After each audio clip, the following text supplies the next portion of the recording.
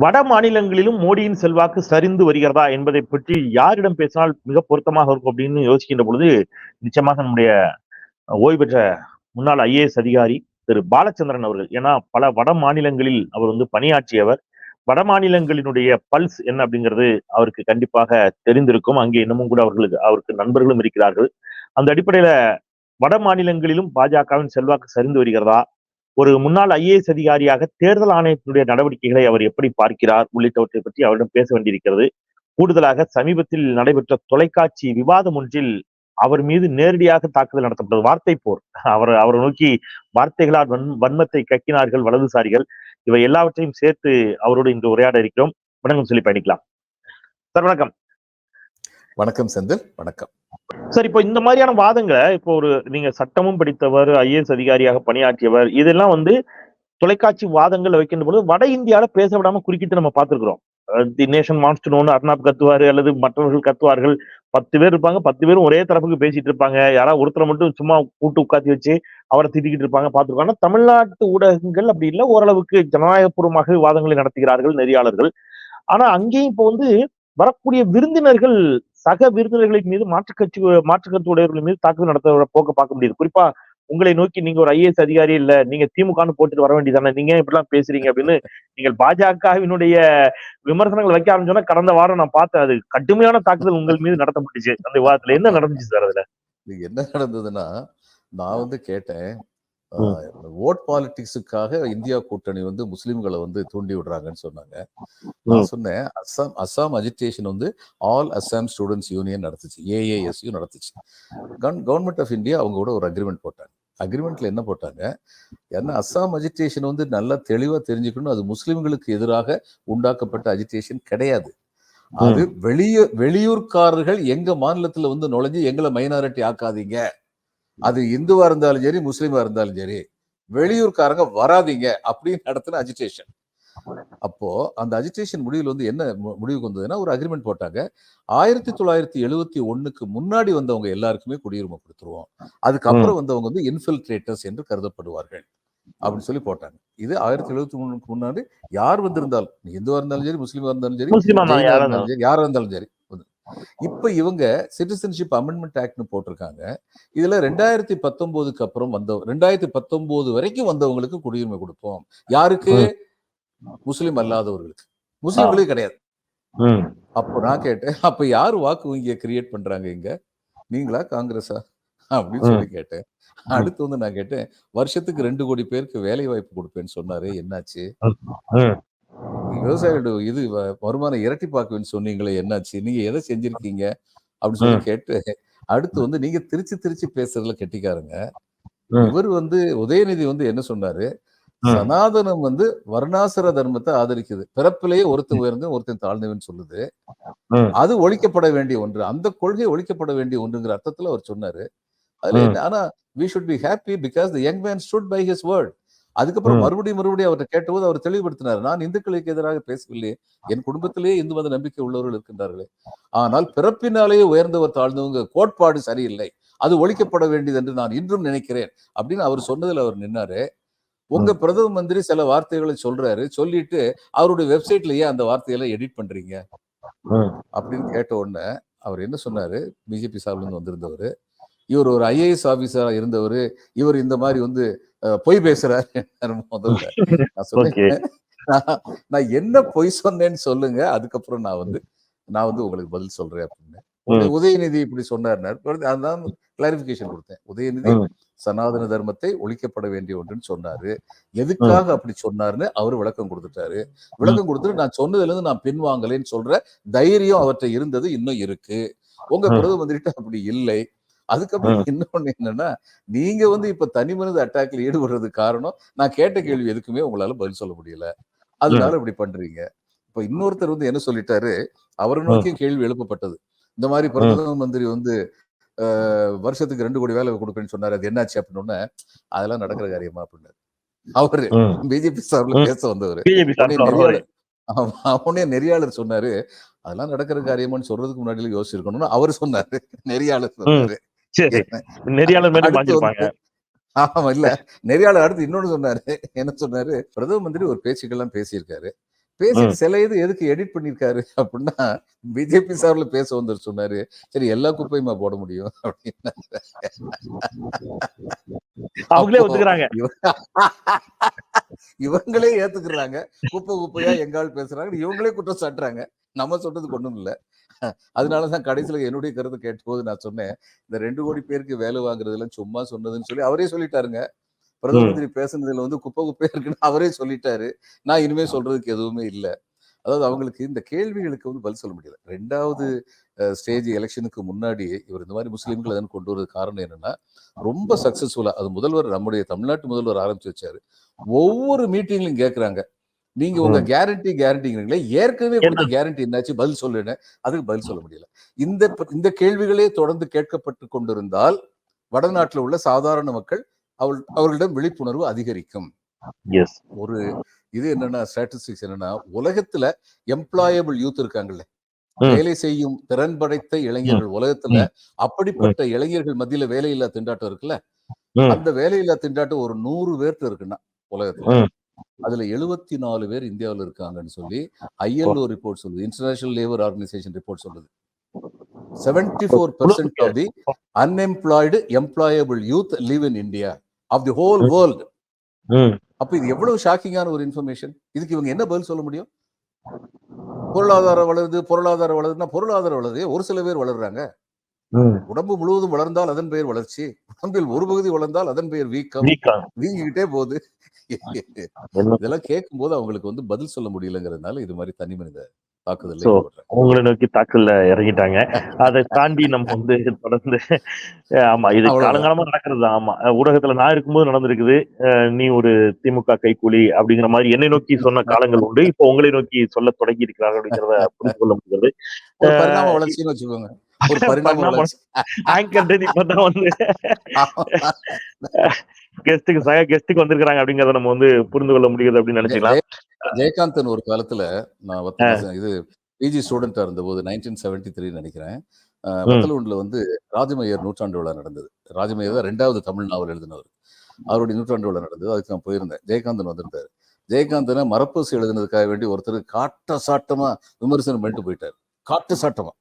அப்ப ஜெயகாந்தன் பேசுற துணி அவ்வளவு அற்புதமா இருக்கும். வந்தாரு, வந்து நின்னாரு, தன்னுடைய ஜிப்பா வந்து அப்படி லேசா தட்டி விட்டாரு.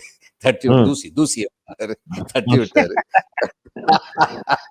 அதுக்கப்புறம் ரொம்ப அழகா ஒரு வார்த்தை சொன்னாரு. இத்தகைய முட்டல்கள், முரண்டல்கள், மோதல்கள் இவைகளை எல்லாம் எதிர்த்து நின்று அவைகளின் மேல் சாரத்தியம் செய்து கொண்டிருப்பவன் இந்த ஜெயகாந்தன். அற்புதமான சொல்லாடல். அதனால இந்த மாதிரி முட்டல்கள், முரண்டல்கள், மோதல்கள்லாம் வரத்தான் செய்யும். அதை எடுத்து நம்ம சாரத்தியம் பண்ணிட்டே இருக்க வேண்டியதுதான். வேற அது தேசத்தினுடைய நலன் கருதி அதை செய்ய வேண்டிய தேவை நமக்கு இருக்கிறது என்று ஆமா எடுத்துக்கொள்வோம். பல வட மாநிலங்களில் நீங்க வந்து உங்களுக்கு இன்னமும் கூட அபிஷியலா ஃப்ரெண்ட்ஸ் இருப்பாங்கன்னு நினைக்கிறேன். இது என்னுடைய பர்சனல் தாட்டு. நீங்க ஏற்கனவே பணியாற்றியவரும் கூட வட மாநிலங்களிலும் பாஜகவிற்கு எதிரான மனநிலை அதிகரிக்க தொடங்கிவிட்டது அப்படின்னு வரக்கூடிய செய்திகள் உண்மையா? அதுதான் கலை யதார்த்தமா? இம்முறை வட மாநிலங்களிலும் பாஜகவிற்கு தோல்விதான் பரிசாக கிடைக்கும் என்று சொல்லுகிறார்கள். இது பாஜக வந்துவிடக்கூடாது என்ற விருப்பத்தின் மீது நின்று பேசப்படக்கூடிய பேச்சாக இருக்கிறதா, அல்லது கலை யதார்த்தம் கொஞ்சம் ஓரளவிற்கு இதற்கு ஈடு கொடுக்கக்கூடிய விதத்திலமா அங்க வட மாநிலங்களினுடைய கலை யதார்த்தம் இருக்கிறதா? ஓரளவிற்கு இந்த பரபரப்பு எதையும் விரும்பாமல் செய்திகள் கொடுத்து கொண்டிருக்கும் எங்களுடைய நண்பர் ஒருத்தர். நாங்கள் கான்ஸ்டிடியூஷனல் கான்டாக்ட் குரூப்னு ஒரு குரூப் வச்சிருக்கோம். அந்த குரூப்புக்கு வந்து ஒரு செய்தி அனுப்பியிருந்தார். அதில் அவர் என்ன சொன்னார்னா, 2019 பிஜேபி பெற்ற வெற்றி இருக்கிறதே, அது தான் அவர்களுடைய மிக உச்சபட்ச வெற்றியாக இருக்க முடியும். BJP has reached a plateau. ஏணியில் ஏறிக்கொண்டிருந்த பிஜேபி சமவெளியில் வந்து அடைந்து விட்டது. இனி ஏறுவதற்கு இல்லை. ஏறக்குறைய 30லிருந்து 40 எண்ணிக்கை குறைவதற்கான வாய்ப்பு வட மாநிலங்களில் இருக்கின்றது அப்படின்னு சொல்லி அவர் சொன்னாரு. இப்போ ஒரு 6 மாசம் 1 வருஷத்துக்கு முன்னாடி நீங்க பாத்தீங்கன்னா பத்திரிகைலாம் செய்து வந்தது, பிஜேபி வந்து வட மாநிலங்களில் கொஞ்சம் சரிவு ஏற்படலாம்ங்கிறதுனால தென் மாநிலங்கள்ல அந்த சரிவை ஈடுகட்டணும்னு சொல்லி ஸ்ட்ராட்டஜி வகுத்துக்கிட்டு இருக்காங்கன்னு செய்தியே வந்தது. நம்ம எல்லாருக்குமே அது தெரியும். அடுத்து வந்து ராம் மந்திர் வந்து இவங்க எதிர்பார்த்த இம்பாக்ட கொடுக்கல. அது ஓரளவு அங்க உள்ள நடந்த உள்குத்தம் காரணம் அதுக்கு. ஏன்னா இவங்க வந்து ஹிந்துத்துவாங்கிற கொடியில எல்லா இந்துக்களையும் வந்து ஒன்று சேர்ப்போங்கிறது இவங்களுடைய திட்டம். அப்போ இது வந்து கோயிலே கட்டி முடிக்காம இருக்கும்போது நீங்க எதுக்கு இப்போ வந்து இந்த விழாவை வைக்கிறீங்கன்னு சொல்லி சங்கராச்சாரியார் ஒருத்தர் வந்து சொன்னபோது, கோயில் நிர்வாக குழுல இருந்த ஒருத்தர் வந்து கேட்டாரு, இது ஒரு வைஷ்ணவ கோயில், நீர் சைவர், உமக்கு என்ன வேலைன்னு சொல்லி கேட்டாரு. இப்ப இந்த கேள்வி மூலம் அந்த இந்துத்துவம் அடிபட்டு போயிருது. அப்ப இங்க வந்து எஸ். வைணவர்கள் இருக்கிறார்கள், சைவர்கள் இருக்கிறார்கள், சனாதனவாதிகள் இருக்கிறார்கள், பௌத்தர்கள் இருக்கிறார்கள், சமணர்கள், இவங்க எல்லாம் சேர்ந்து ஒரு கான்ஃபெடரேஷன் தான் ஹிந்துயிசம்ங்கிறது வந்து மெய்ப்படுது. அப்ப அந்த அளவுக்கு வந்து இவங்களுக்கு உதாரணமா கர்நாடகாவில் கூட இந்த ராம் மந்திர் வந்து ரொம்ப பெரிய தாக்கத்தை வந்து ஏற்படுத்தல. தென் மாநிலங்கள் ஏற்படுத்தும்னா அது கர்நாடகத்தில் ஏற்படுத்தலாம்னு சொல்லி எதிர்பார்க்கப்பட்டது. இதுல வந்து வேற விதமான பிரச்சாரம், அது அது தேவையில்லாத ஒரு பிரச்சாரம் நான் நினைக்கிறேன். ஆனா அந்த பிரச்சாரத்தை கிளப்பி விட்டதுனால தெலுங்கர்கள் கொஞ்சம் கோவப்பட்டாங்க. இது திருப்பதிக்கு வர்ற கூட்டத்தை கலைக்கிறதுக்காக வேண்டியது அங்க அந்த கோயிலை கட்டியிருக்காங்க யாரோ ஒருத்தங்க கிளப்பி விட்டாங்க. ஓகே. ஏன்னா அது அண்ணாமலை போன்றவர்கள் கூட சொன்னாங்க, திருப்பதியை விட அங்க அதிகமான வருமானம் இங்க பாஜக ஐக்கியம் அண்ணாமலையா யாருன்னு தெரியல, ஒரு பாஜக தலைவர் இங்க பேசியது கூட சர்ச்சையாச்சு. திருப்பதியை விட பன்மடங்கு அங்கே வந்து வருமானம் வரும், அயோத்தி கோயிலுக்கு வருமானம் வந்திருக்கிறது வரும் அப்படின்னு சொன்ன உடனே கரெக்ட் அங்கிருந்து இங்க வர்றவங்களே அங்க நிப்பாட்டுறதுக்காக அப்படிங்கிற ஒரு சர்ச்சையும் வந்துச்சு. இந்த மாதிரி பல காரணங்களால எதிர்பார்த்த அளவுக்கு தாக்கத்தை வந்து அது ஏற்படுத்தல. அதுக்கப்புறம் சில விஷயங்கள் வந்து மோடிக்கு எதிராக போயிடுச்சு. அதாவது மோடி கேரண்டி அப்படிங்கிற வார்த்தையை அவங்க எடுத்தது வந்து I don't think it is a very good strategy. ஏன்னா முதல் ஃபர்ஸ்ட் ஸ்டேஜ் தேர்தல் நடக்கிறதுக்கு முன்னாடி வரிசையை வந்து இவங்க அட்டாக் பண்ணாங்க. இந்தியா கூட்டணி சேர்ந்தவங்க, உங்க கேரண்டிக்கு என்ன கேரண்டி இருக்கு? நீங்க வருஷத்துக்கு 2 கோடி பேருக்கு வேலை கொடுப்பீங்களே, 10 வருஷத்துல 20 கோடி பேருக்கு வேலை என்னாச்சு? விவசாயியோட வருமானத்தை இரட்டிப்பாக்குவேன்னு சொன்னீங்களே, அது என்னாச்சு?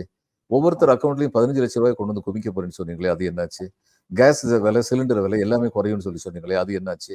வேலையில்லா திண்டாட்டம் பெருகிருக்கிறது உண்மையா இல்லையா? பணவீக்கம் அதிகரிச்சுங்கிறது உண்மையா இல்லையா? விலைவாசி எக்குத்தப்பா போயிருக்கிறது உண்மையா இல்லையா? நீங்க எதை சொல்லி நீங்க சாதிச்சிருக்கீங்க? இந்த கேள்விகள் திருப்ப திருப்ப எழுப்பப்பட்டன. இப்ப இந்த கேள்விகளுக்கு பதில் சொல்ல முடியாத காரணத்தினாலதான் பட்டியலத்தை சேர்ந்தவங்களுடைய ரிசர்வேஷன் கோட்டெல்லாம் முஸ்லீம்களுக்கு கொடுக்க பாக்குறாங்கன்னு புதுசா திசை திருப்புறதுக்காக மோடி சொல்ற வார்த்தைகள். ஆனால் திசை திருப்புறது வந்து அரசியல்ல சாதுரியமாக திசை திருப்பலாம். இப்படி இன குழுமங்களுக்குள் சண்டை ஏற்படுத்துகிற அளவுக்கு திசை திருப்பக்கூடாது. அது ரொம்ப தப்பான ஒரு காரியம். அது ஆதாரம் இல்லாத குற்றச்சாட்டுகள் வரிசையா சொன்னார். மோடி வந்து வரிசையா சொல்லிக்கிட்டே இருந்தார். இந்த தரம் வந்து 2-3 தடவை அது மாதிரி. ஆமா, எஸ் எஸ், சொல்லுங்க சார். இந்த மாதிரியான விஷயங்கள்லாம் வந்து எதை காட்டுதுன்னா, இப்போ உதாரணமா இவருக்கு கிடைத்த தகவல் எப்படி இருந்தா, இதுல நிர்வாகத்தில் இருந்ததுனால நான் நினைக்கிறேன், தகவல் ஒருவேளை போயிருக்கலாம். பட்டியலத்தை சேர்ந்தவங்க, மலைவாழ் பழங்குடி மக்கள், சிறுபான்மையினர் எல்லாரும் வந்து ஒண்ணு சேர்ந்து இவங்க மேல அதிருப்தியா இருக்காங்க அப்படின்னு சொல்லி ஒரு தகவல் போயிருக்கலாம். அதுக்கு தான் ஐபி ராய் இவங்க எல்லாம் இருக்காங்க, தகவல் சேர்த்து வச்சு. அப்ப அப்படி தகவல் போயிருக்கலாம். அதனால அந்த ஓட்டு ஒட்டுமொத்தமா வந்து இவங்க இந்தியா கூட்டணிக்கு போயிடக்கூடாது. ஒட்டுமொத்தமான பெருமளவில் நிச்சயமா சில பேர் அந்த பக்கம் படத்தை செய்யறாங்க. பெருமளவில் போயிடக்கூடாதுங்கிறதுக்காக வேண்டி கூட இந்த பட்டியலத்தை சேர்ந்தவர்களுக்கு மத்தியில வந்து ஒரு அதிருப்தியை கலப்புறதுக்கு முஸ்லீம் கார்டை இது மாதிரி தவறான வழியில வந்து மோடி பயன்படுத்துறாருங்கிறது என்னுடைய எண்ணம்.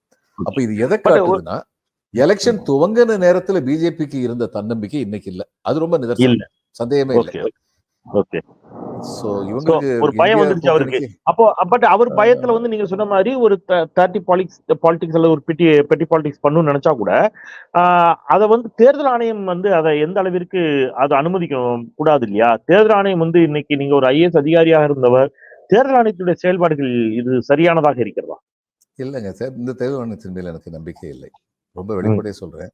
இவர்கள் நடுநிலைமையுடன் மிகுந்த கண்டிப்புடன் இந்த தேர்தலை நடத்துவார்கள் எனக்கு நம்பிக்கை கிடையாது. ஏன்னா கர்நாடக சட்டமன்ற தேர்தல் நடக்கும்போது திரு நரேந்திர மோடி அவர்கள் ஜெய் பஜரங்க பலின்னு சொல்லிக்கிட்டே போய் ஓட்டு போடுங்கன்னு என்னைக்கு சொன்னாரோ, அதை என்னைக்கு இந்த தேர்தல் ஆணையம் கண்டிக்கலையோ, அதுக்கப்புறம் இவங்க மேல என்ன நம்பிக்கை இருக்கும்? இப்பயும் வந்து இவரெல்லாம் சொல்லும் பொழுது முதல் நாள் எதுக்கு நோ கமெண்ட்ஸ் சொன்னாங்க?